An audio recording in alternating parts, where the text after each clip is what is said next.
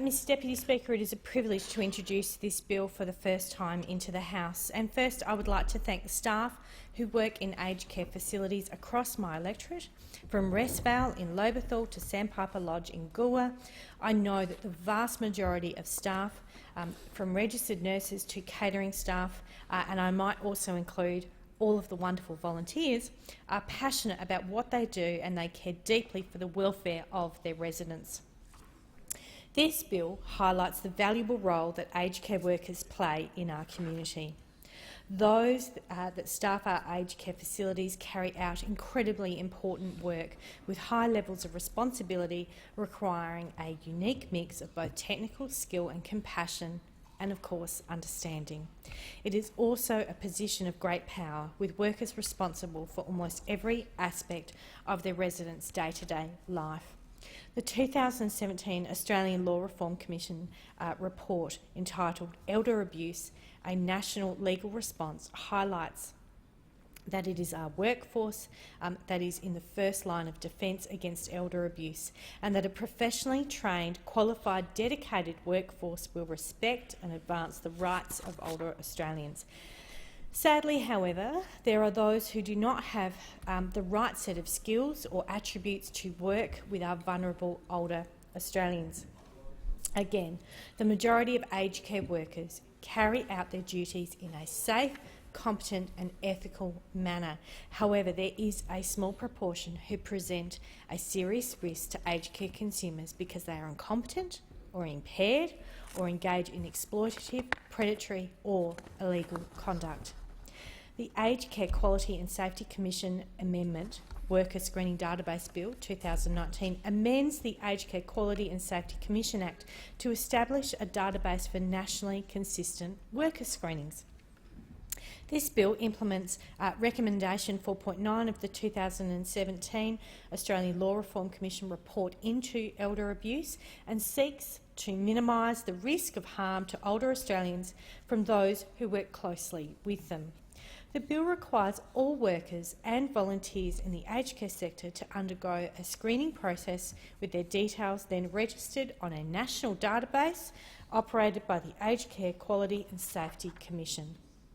The Aged Care Quality and Safety Commissioner is an appropriate independent body that will provide greater consistency in decision-making as to whether a person should be cleared to work with vulnerable consumers of aged care services.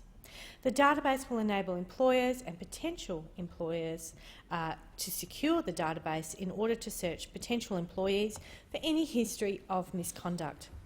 Information entered into the database will include involvement in any reportable incidents under the existing compulsory reporting scheme and any disciplinary proceedings and complaints. It is important to include information beyond merely a criminal history, noting that a guilty finding in criminal proceedings requires a very high evidentiary burden.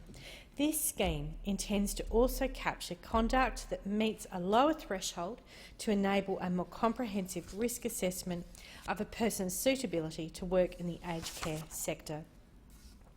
The entries on the database will be in real-time information and should serve as a red flag for potential employers. The database is not a determinative indicator of a person's skills, aptitude or suitability for employment in the aged care sector, but it does give potential employers another tool at their disposal to assess the potential risk posed by an applicant. The successful implementation of the scheme will require the states and territories to also enact laws regarding screening and sharing of necessary information, similar to the Intergovernmental Agreement on Nationally Consistent Worker Screenings under the proposed National Disability Insurance Scheme National Worker Screening Database. I note the NDIS National Screening Database is currently before the Parliament, and I welcome the introduction of this legislation, and I hope to see it implemented without delay. In their report on elder abuse, the ALRC predicted that we have already been witness to many aged care providers being the sharing of the disability and aged care workforce. It seems perverse that those working with individuals with disability will very soon be subject to a nationally consistent and rigorous screening system, while those in aged care sector will not. My bill will ensure consistency between the two sectors and will better enable workers to transition between disability and aged care providers, employers, from state to state, while also ensuring potential employers have the confidence that their employees have been appropriately screened.